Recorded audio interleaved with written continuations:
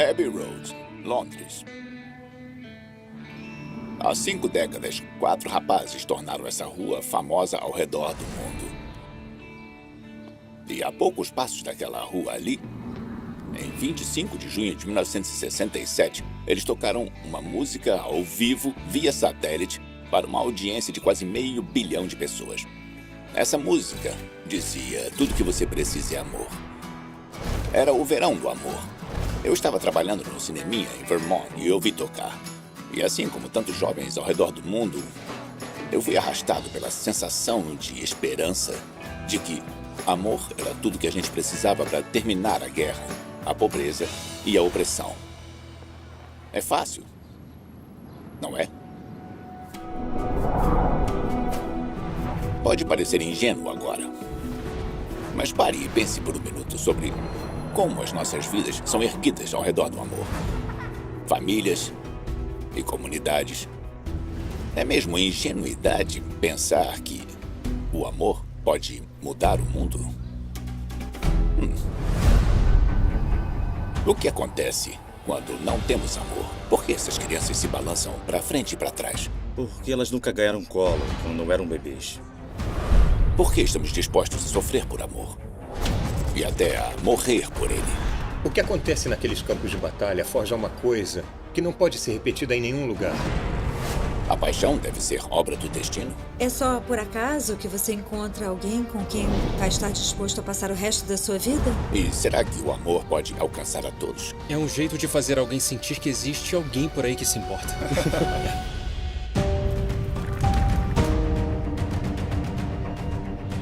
Essa é a minha jornada. Para descobrir os laços que nos unem e o que toda a humanidade tem em comum. Essa é a nossa história.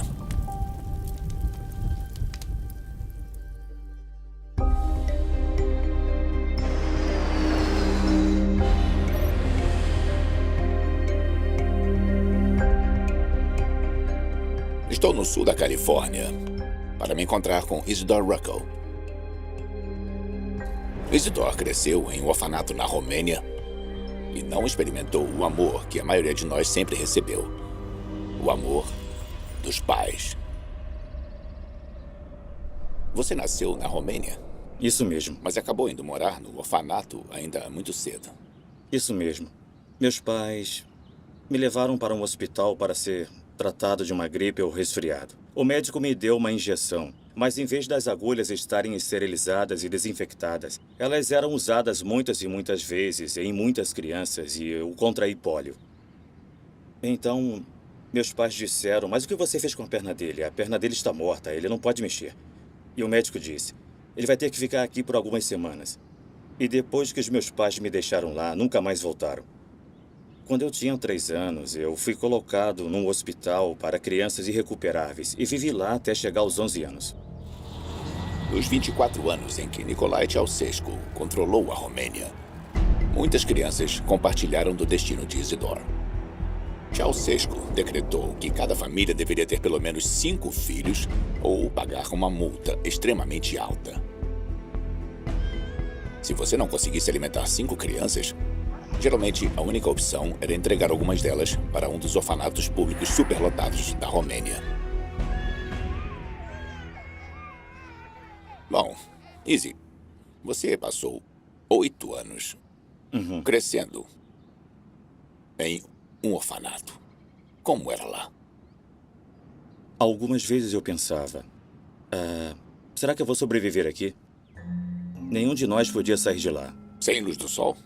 Sem luz do sol. Mas olhando esse lugar onde estamos, vejo um parque, árvores e grama. A gente não tinha nada disso. Nada parecido com isso. Não. Eu queria te mostrar esse vídeo e assim você vai poder ver por si mesmo como era a minha vida no orfanato da Romênia.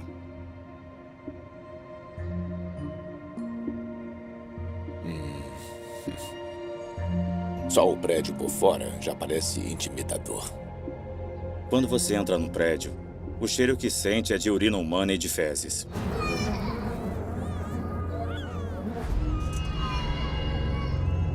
meu Deus do céu. E cerca de quantas crianças você acha que moravam nesse orfanato? Eram cerca de 400, 500 crianças. 400 ou 500 crianças? E nem de longe gente o suficiente Não. para cuidar delas.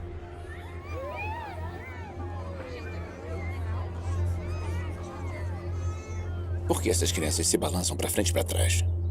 Porque elas nunca ganharam colo quando eram bebês.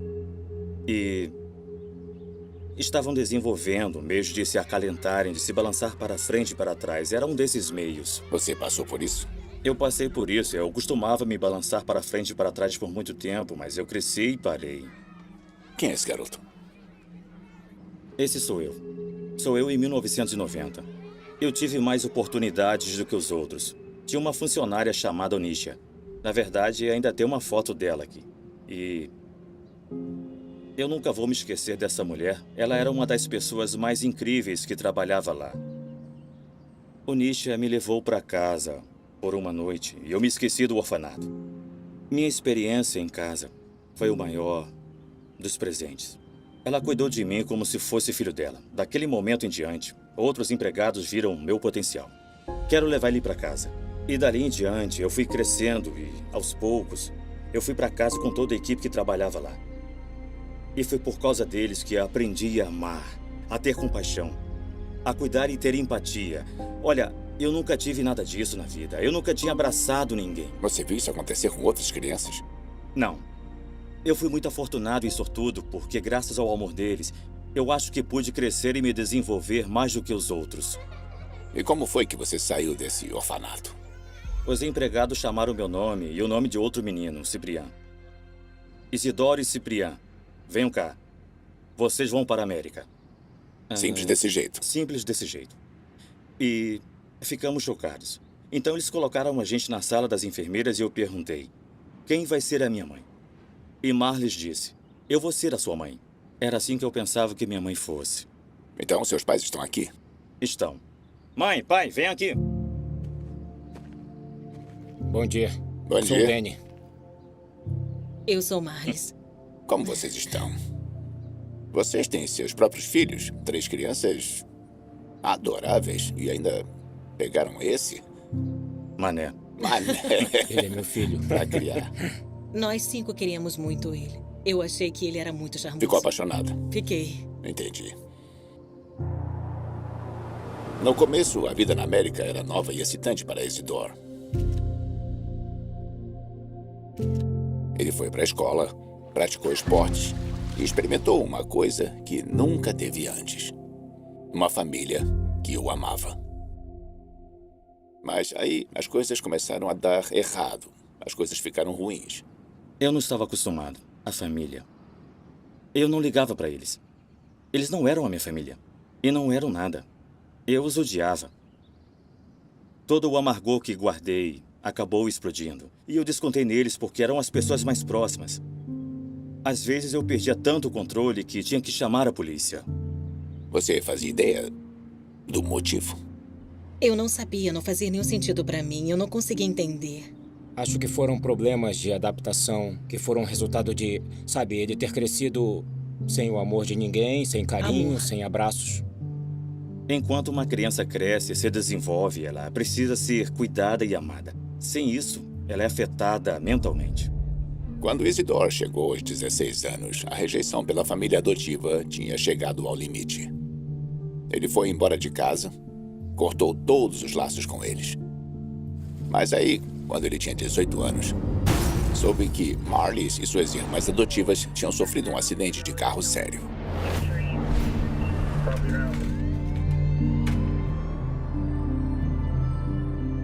Eu fiquei muito devastado e com muito medo de perder elas. Eu tinha feito tanto mal para a família que achei que não seria aceito. Nem que eu falar comigo. Eles abriram as portas e eu pedi desculpas para eles. Eu me lembro até hoje que ele disse que nos amava. E acho que a gente nunca tinha ouvido isso. Então, essa foi uma virada para ele. Uhum. Foi o início. É. Eu não estava disposto a desistir. Ele é meu filho. Se ele é sangue do meu sangue, não importa. Eu me recusei a desistir. Depois que eu vi que eles estavam dispostos a me perdoar, naquele momento eu pensei comigo mesmo. Eu não quero perder eles de novo. Tá bom, então. E aí? Ainda fazemos a mesma coisa. Nós ainda temos mais 5 filhos Vocês que nós gostam de adotamos. sofrer, né? E você, o que está fazendo? Estou defendendo muitas causas porque eu com certeza não quero ver as crianças, não apenas na Romênia, mas em nenhum lugar do mundo, passando pelo que eu passei. Acho que o maior presente de todos foi ser adotado e poder ter a melhor família. Admito isso. Entendi. Eu percebo que isso levou um tempo. Agora você percebe.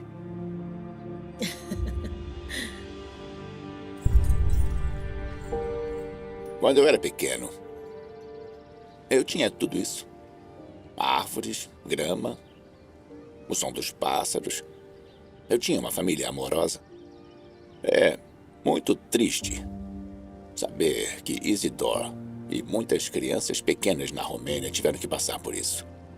O próprio Isidore teve sorte. Ele teve suas almas secas e seus pais adotivos. Agora ele se dedica a ajudar outros órfãos, garantindo para eles uma coisa tão vital ao bem-estar delas quanto comida e abrigo. Amor. Todos nós precisamos receber amor. Mas dar amor, muitas vezes, requer sacrifício. Muitos pais param de se colocar em primeiro lugar. Eles sacrificam suas carreiras, trabalham em 2 empregos ou desistem das suas vidas sociais para cuidar dos seus filhos. Em alguns casos, os sacrifícios que fazemos pelo amor causam dores físicas e cicatrizes duradouras.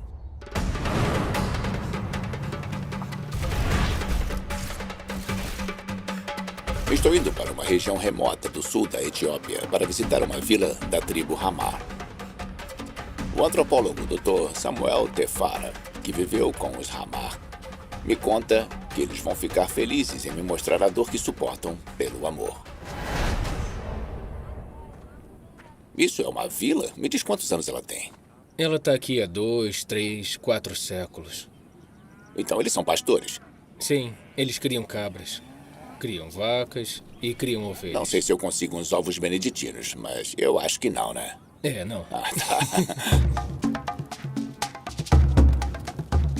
Os Hamar dessa vila são todos membros de uma família estendida, cujos laços familiares são vitais para a sobrevivência nessa terra seca e arenosa. Eu estou ouvindo um som muito alegre por aqui. Estamos prestes a testemunhar uma cerimônia de maturidade. Homens do Hamar pulam sobre bois. É uma prova de transição da infância para a vida adulta. Tá bom. E então isso os torna qualificados para casar. Então, E aí isso assim torna eles eles finalmente podem qualificados se para casar. Isso. Os Hamar nos convidaram para testemunhar a sua tradicional cerimônia de saltar por cima do boi. Samuel me conta que a maioria dos eventos do dia não são focados nos rapazes que estão chegando à idade, mas nas suas parentes.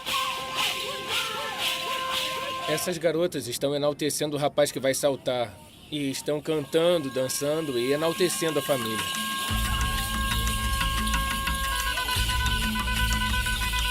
Uma parte crucial da cerimônia é a demonstração de amor que as mulheres fazem pelo rapaz.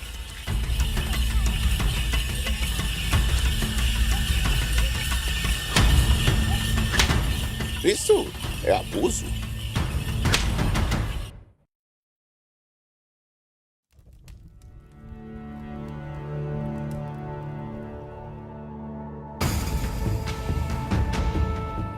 O povo Hamar faz a cerimônia da maturidade para os homens jovens aqui nos bancos do rio Omo há centenas de anos. Uma parte central do evento são as mulheres da família serem chicoteadas. Eu já tinha ouvido falar de outras dolorosas práticas ritualísticas, geralmente dirigidas às mulheres. Mas alguma coisa aqui parece diferente.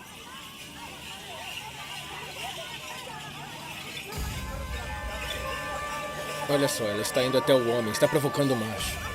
Nenhum deles está tentando acertar o chicote, são as garotas. A escolha delas? A escolha é delas, é.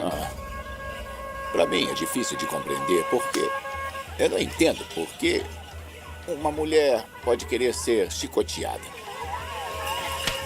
Eu sei que isso parece abusivo, mas é claro que para os nossos olhos. Mas da perspectiva delas, isso serve para expressar o seu amor. Não importa como, nem importa o que aconteça, ela ama o irmão. Então isso é meio que um pagamento pelo tipo de amor que ele tem por ela. Samuel explica que essas mulheres sabem que os meninos que estão se tornando maiores vão fazer sacrifícios e enfrentar perigos cuidando do gado nos terrenos áridos da Etiópia. Ser chicoteadas é a forma que elas têm de declarar que estão dispostas a encarar dificuldades também.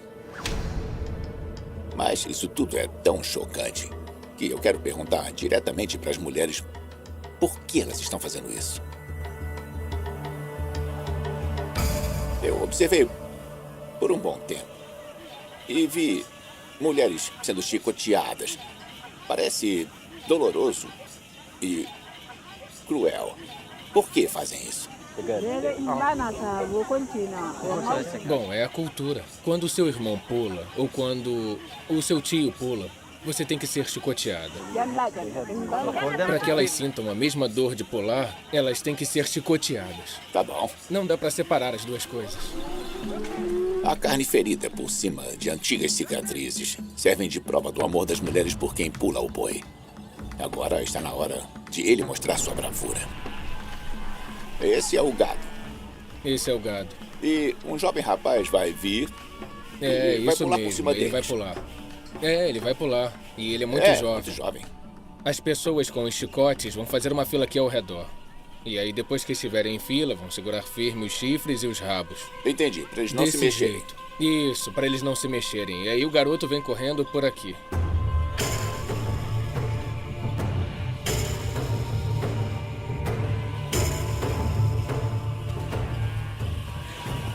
Olha, lá vai ele.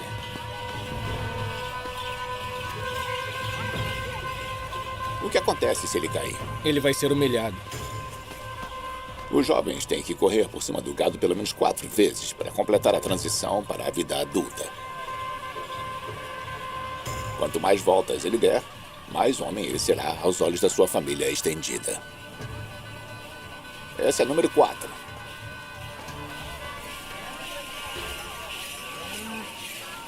Ele quer fazer mais vezes. Parece está que ele indo pra gostou. 5ª vez.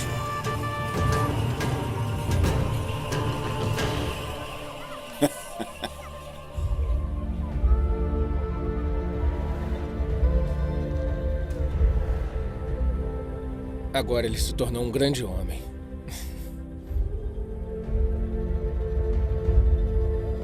Quantas vacas acha que consegue saltar? Acho que talvez eu consiga por cima de uma. Talvez.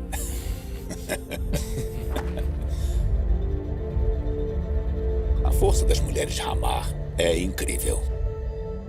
Elas conseguem pegar uma coisa dolorosa e transformar em uma coisa que as empodera.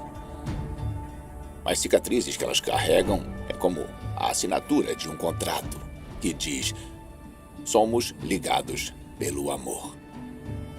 O que me espanta é que a humanidade poderia não ter sobrevivido sem esse tipo de amor. Entre parentes, entre pais e filhos. É a cola básica que mantém a humanidade unida. Os laços de família são cimentados por esse tipo de sacrifício por amor. Mas eles também são construídos com outro tipo de amor.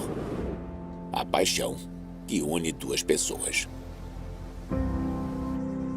Antônio e Cleópatra, Tristão e Isolda, Romeu e Julieta. Essas histórias românticas são um exemplo de como o amamos. Parafraseando William Shakespeare, o amor é um fogo que brilha nos olhos dos amantes. Mas será que o amor romântico sozinho é o suficiente para sustentar um casamento? Apenas recentemente, e principalmente nos países desenvolvidos, o casamento baseado no amor passional entre estranhos substituiu casamentos arranjados pela família, que eram a regra.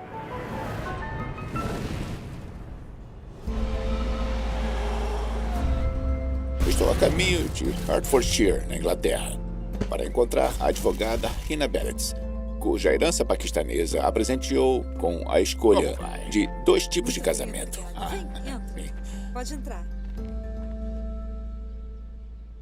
Me conta a história da sua família. Bom, eu fui criada em Hanover, Hampshire, embora eu tenha nascido mesmo no Paquistão. Você cresceu aqui no Reino Unido. Sim, foi completamente branco, muito inglês. E aí nós crescemos separados de todos que tinham uma cultura parecida com a nossa. E quanto ao estudo, você fez faculdade? Eu fiz e conheci uma pessoa na universidade. Você se casou? Casei. Era o que as pessoas costumavam chamar de casamento por amor. Foi tudo como um sonho, por pouco tempo. Pouco quanto? 1 ano. Isso é pouco, não é? Eu descobri que ele andava me traindo. Tá, então você se divorciou. Me divorciei, sim. Então eu mergulhei de cabeça na minha carreira. E eu trabalhei muito duro. E eu me tornei uma advogada de sucesso. A vida na cidade, sendo uma mulher solteira, na verdade era uma vida muito solitária. Mesmo tendo vários amigos, eu sabia que tinha alguma coisa oca, vazia, alguma coisa faltando na minha vida. E não foi muito fácil para mim, com a experiência que eu tive, confiar em outra pessoa. E eu meio que tive um palpite de que eu não ia encontrar alguém quando estivesse andando por aí ou no supermercado. E tinha que fazer algum tipo de mudança. Acho que foi exatamente isso. Depois de um primeiro casamento fracassado, Hina sentiu necessidade de conhecer mais sobre sua origem paquistanesa. Aí eu tive uma proposta de trabalho muito boa e aceitei a oportunidade para tirar umas férias entre os 2 trabalhos e descansar um pouco. Então eu decidi ir para o Paquistão e conhecer a minha avó. Depois de alguns dias lá, eu percebi que quando a gente foi num restaurante, um homem estranho apareceu e tentou sentar perto de mim. Bom, no começo eu não sabia bem o motivo e foi aí que a minha avó chegou, me cutucou e perguntou: "O que você achou dele?" E eu disse: "Seria bom se ele conseguisse conversar na minha língua." Mas foi aí que a minha ficha caiu e eu entendi que a minha família, na verdade, estava tentando me apresentar para um parceiro adequado, fazer um casamento arranjado. O que você achava sobre a ideia de casamentos arranjados? Era esquisito. Eu sentia que era uma mulher ocidental que foi levada para o Reino Unido e que aquilo não era para mim, não era uma coisa... Era meio estranho? Era estranho. Era um pouco retrógrado, sabe? Por que eu ia pensar em me casar com alguém daquele jeito? Eu pensei, mas tudo bem, eu vou te dar um pouco de atenção e vou deixar a coisa rolar. Quantas pessoas você acha que sua avó selecionou para você? Foram uns 4 ou 5 que eu me lembre.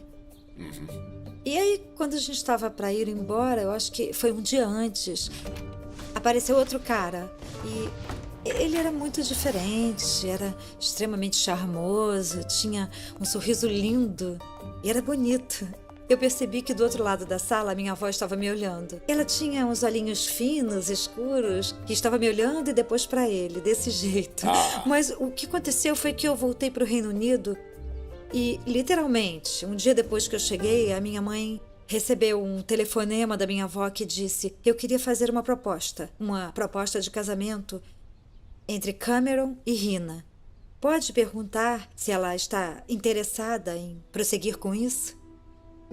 Por um lado eu pensei, vamos lá, pula do penhasco e tenta. E por outro lado eu pensava, o que tem de errado com você para estar pensando nisso? E eu fiquei com um conflito na minha mente, porque, claro, né, eu só tinha falado com o Cam por meia hora mais ou menos. E aí?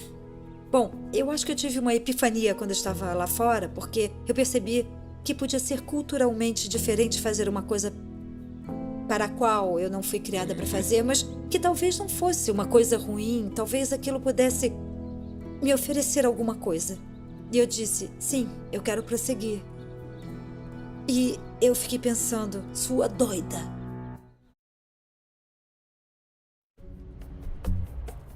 Hina Barrett concordou em se casar com um homem que só tinha visto uma vez por meia hora. Que morava a mais de 6.000 quilômetros da sua casa perto de Londres. Ela escolheu confiar na opinião da sua família paquistanesa, em vez de simplesmente confiar na chama da paixão.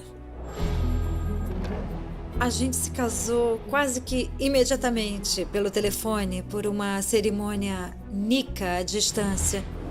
Uma cerimônia Nika é uma cerimônia de casamento que é quase o casamento mesmo, porque você já se compromete. Então você estava no telefone. No telefone. Ele estava no Paquistão. Isso. E você aqui no Reino Unido. Isso mesmo. E vocês se casaram. Estávamos tecnicamente casados, mas depois eu fui para uma cerimônia completa no Paquistão.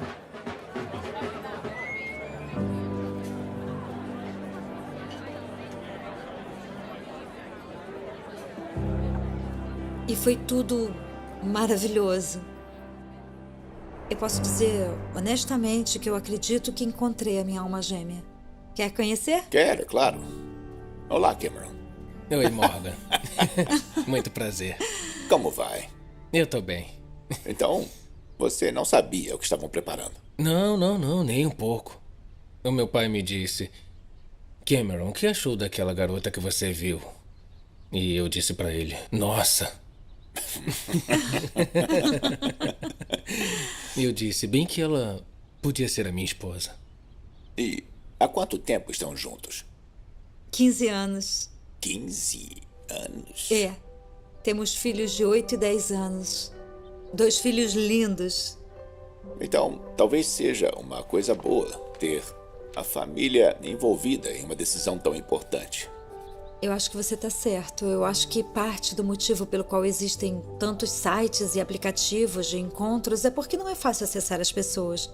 É só por acaso que você encontra alguém com quem vai estar disposto a passar o resto da sua vida? Você quer mesmo esperar para ter a sorte de encontrar a pessoa numa festa? No Paquistão, você sempre vê casamentos arranjados. E eles sempre duram muito. São uma bênção dos pais. Eu tive muito mais segurança e confiança porque eu sabia que a minha família estava envolvida. E por isso eu me senti muito mais confortável. Tá bom. Então, eu estaria muito errado se dissesse que o casamento de vocês não é arranjado, que é um casamento consensual. A principal diferença é simplesmente que quando um casamento é arranjado, ele é arranjado porque o objetivo é apresentar 2 pessoas com o propósito de se casar, ao invés do propósito de saírem e se divertirem. Existem casamentos forçados, sim. Qualquer um que queira forçar alguém a se casar com quem não quer está completamente errado. Um arranjo deve ser uma escolha no final. Você acha que o amor tem que ser aprendido? Existe uma coisa poderosa em se entrar num relacionamento com expectativas claras dos 2 lados, esperanças claras e desejos dos 2 lados, sem nada sendo escondido por sentimentos mais superficiais. Existe uma possibilidade de que isso dure mais tempo, que seja um relacionamento mais forte e gratificante. Vocês 2 parecem combinar muito pra mim. Dá pra ver que daria certo entre vocês 2. Parece o certo. Eu sinto que é certo. Obrigado. Até o cheiro combina. Até mais, pessoal. Obrigado. Nunca me ocorreu que um casamento arranjado poderia ser a fundação de um relacionamento amoroso. E pra Rina também não. Mas ela e Cam construíram isso sobre os arranjos feitos pelas suas famílias. Isso criou um laço que se baseia tanto em paixão quanto em praticidade. Tchau. Amo vocês. E eles estão criando uma dupla de meninos incríveis.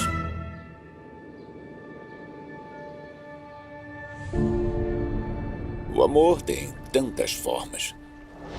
É passional, é doloroso, é cultivado. O amor une as pessoas, mesmo quando o amor é a última coisa em que elas pensam. Vou me encontrar com o major do exército William Swenson, que recebeu uma medalha de honra por sua bravura no Afeganistão. Will Swenson estava lá para ajudar os irmãos. Para ajudar a todos nós. A história de como ele arriscou a sua vida pelos seus irmãos de armas é uma verdadeira história de amor. Irmãos de armas. O que isso significa para você? É um termo que sempre definiu nosso relacionamento no Exército. Amizade, uma família que é forjada, seja no treinamento básico ou uma experiência forjada na guerra. E você esteve no Afeganistão? Isso mesmo. Enviamos o Exército, a Força Aérea e a Marinha dos Estados Unidos para uma operação conjunta para ajudar a pacificar uma parte complicada da região. Estávamos todos trabalhando junto com os parceiros do Afeganistão. O sargento Kenneth Westbrook e eu estávamos trabalhando na fronteira afegã. O sargento Westbrook era o meu braço direito, na verdade. O sargento Westbrook era seu amigo? A gente não se conhecia antes daquela missão. Acabamos nos conhecendo muito bem e eu podia confiar nele. A gente era muito diferente, só que acabamos percebendo que tínhamos um objetivo, uma missão, e íamos chegar lá juntos. Em 8 de setembro de 2009, o Major Swenson, o sargento Westbrook e a patrulha da fronteira afegã foram enviados para escoltar um contingente do exército afegão e de fuzileiros dos Estados Unidos. Eles estavam indo se encontrar com os anciões da vila de Ganjgal. Mas aquela missão não deveria terminar em combate. Estávamos lá para dar suporte à operação. Tá, e o que houve? Você escolhe suas batalhas, mas às vezes elas te escolhem. A missão foi atacada? Exatamente. Nem tínhamos chegado à vila quando fomos atacados. E aquilo foi aumentando para uma quantidade bem grande de disparos letais, diretos e precisos.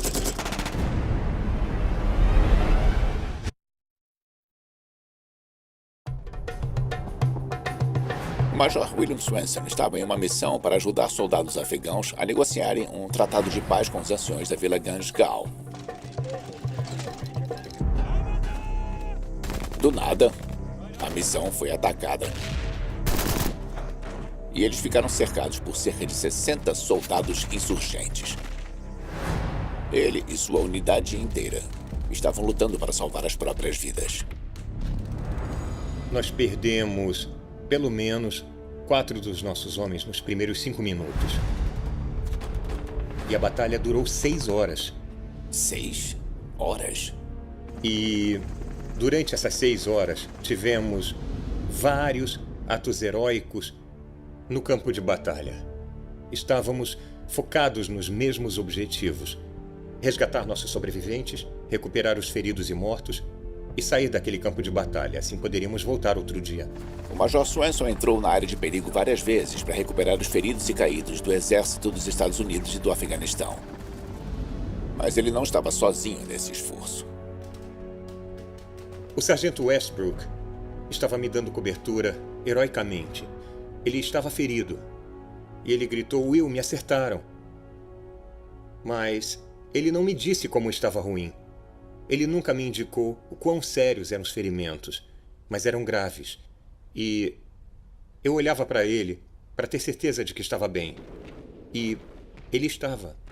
Ele ficou me dando cobertura, sei lá por quanto tempo, até dizer: "Eu não aguento. Preciso de ajuda." E eu sabia que era sério. Fui até ele e nós dois começamos a sair do campo de batalha. E ele, ainda de pé, caminhou por centenas de metros de terreno ruim. E mesmo assim, naquela hora, eu não sabia se era muito grave. Vamos ver essas imagens?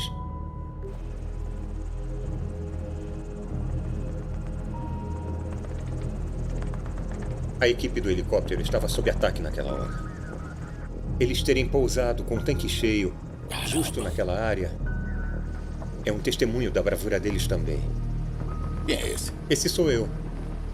A poeira que está vendo me deu um pouco de proteção do fogo direto. Aqui dá para ver que o sargento Westbrook está vindo. A bala tinha destruído o ombro dele. Ele tinha muitos danos internos e estava sangrando. Àquela altura, ele já tinha perdido tanto sangue que era difícil manter a consciência.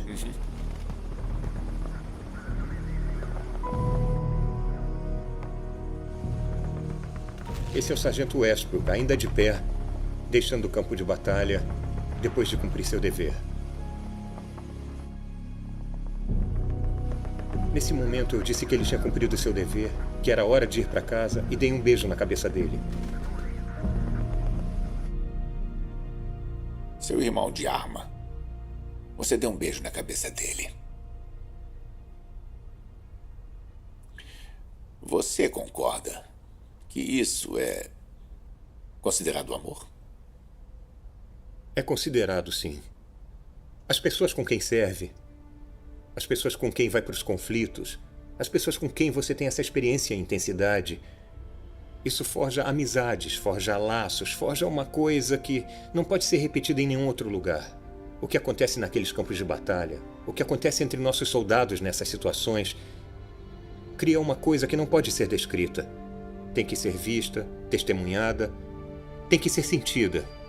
É poderosa e vai além do soldado, além do marinheiro, além do fuzileiro, além até de suas famílias. Você sente que forjou uma nova família, um novo laço. Uhum. Então, o sargento Westbrook estava gravemente ferido, mas mortalmente não. O que houve com ele? O sargento Westbrook teve a oportunidade de ir para casa. Ele não queria ficar e continuar lutando. Mas teve que ir para casa. Reencontrar a família.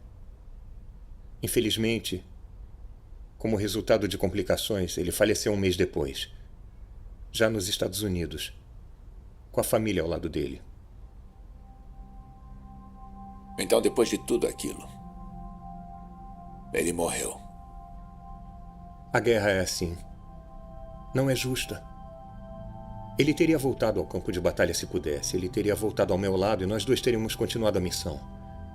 Mas ele deu tudo pelo que amava e acreditava. E eu sinto algum conforto sabendo que ele foi para casa. É difícil falar sobre isso, não é?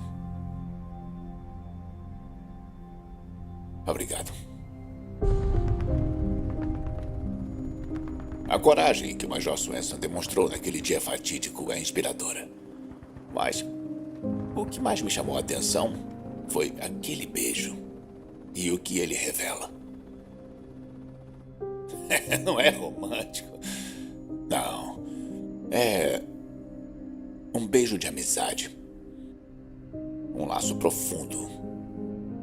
Com alguém que você não tem nenhum laço de sangue.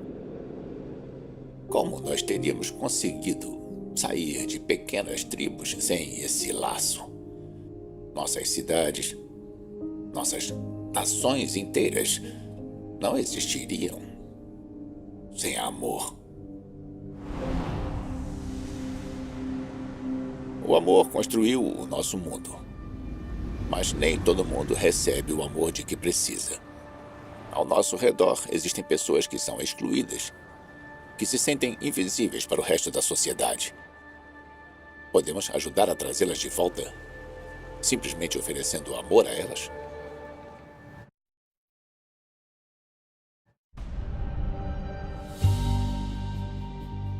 Ao redor da Europa e da América do Norte existem aproximadamente 5 milhões de sem-teto. Alguns de nós ajudam essas pessoas com caridade. Você pode ligar para organizações de caridade criadas com amor. Nos Estados Unidos, 63 milhões de voluntários doaram 8 bilhões de horas para os sem-teto e para outras causas em 2016. Mas o sofrimento continua assim mesmo.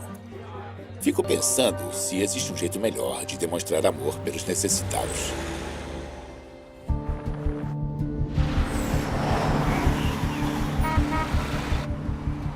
Eu estou em Londres para me encontrar com Joshua Coombs. Ele é cabeleireiro e acredita que pequenos atos de amor podem causar um grande impacto.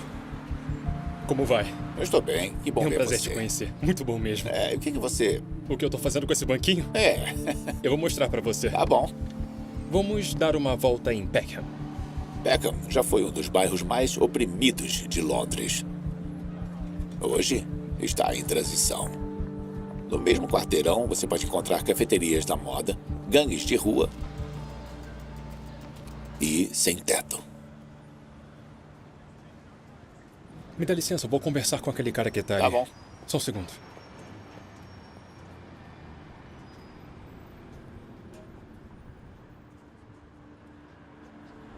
Joshua espera que possa ajudar os sem-teto, não oferecendo dinheiro nem comida, mas cortando os cabelos deles.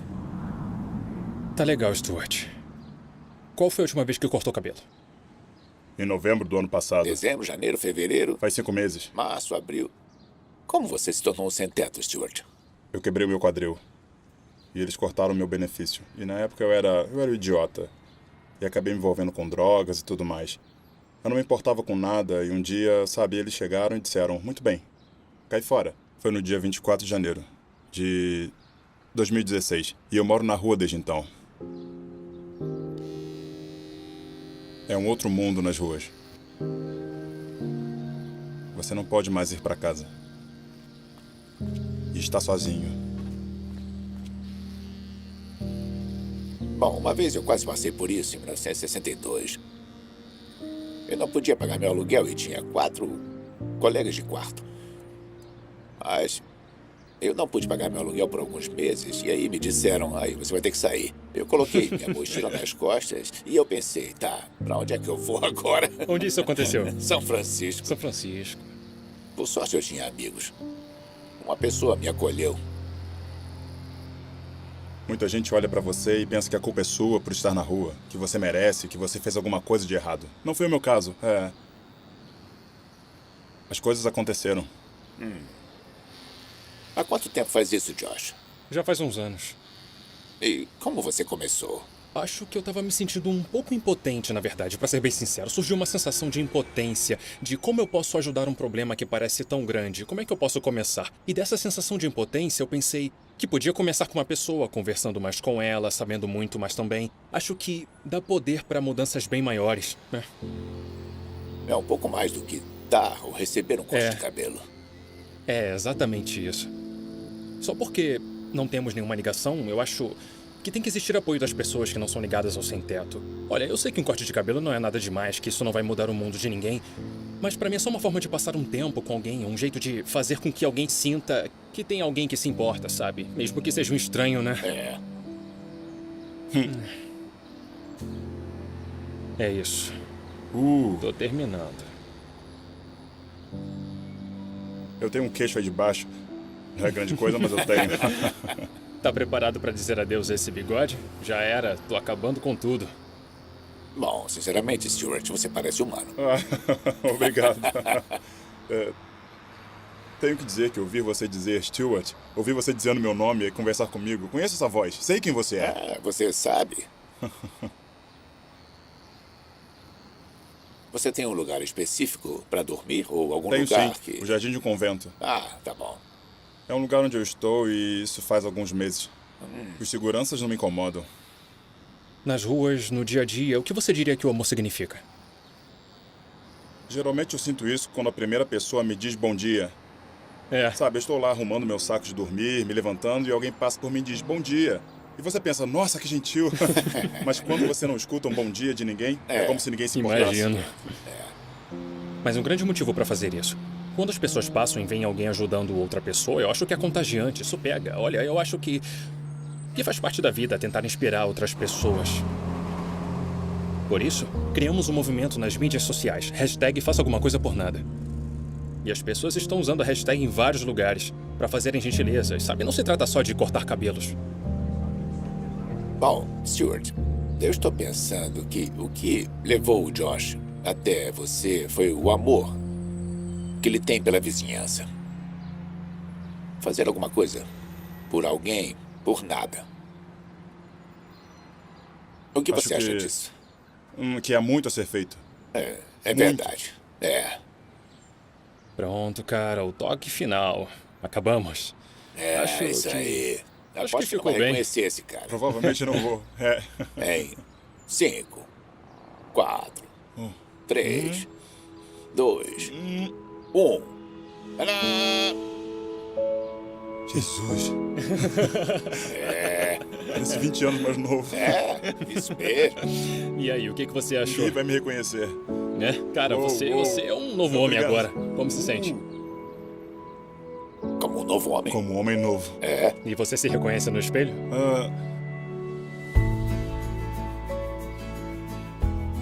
Sim. Eu costumava ser assim antes, quando eu era bem mais novo. Tá legal. Bom, o que eu quero dizer pra vocês dois é muito obrigado. Muito obrigado. Obrigado. Foi uma bela experiência. Alguém como mesmo. você andando pela cidade, fazendo bondades como essa. Obrigado. Significa Eu que muito agradeço. mesmo, de verdade. Stuart.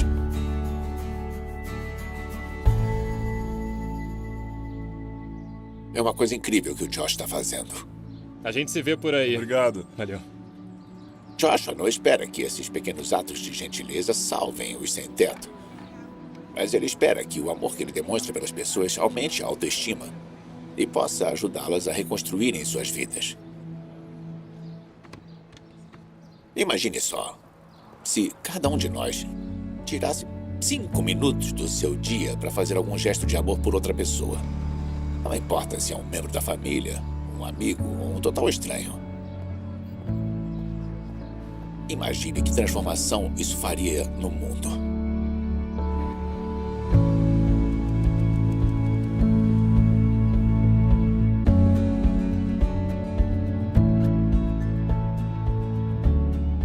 O amor é a força mais poderosa que conhecemos. Na época em que todos vivíamos em pequenas tribos, ele manteve nossas famílias estendidas unidas. Mas ele cresceu muito mais do que isso. Hoje, o amor pode alcançar todos os lugares do mundo. Ele é infinitamente adaptável, surpreendente e restaurador. Ele tem o poder de nos inspirar, de empurrar nossa sociedade para frente. Eu ainda acredito que o amor pode mudar o mundo, como acreditava em 1967. Nós só temos que nos lembrar que não há nada que possamos fazer que não possa ser feito com amor.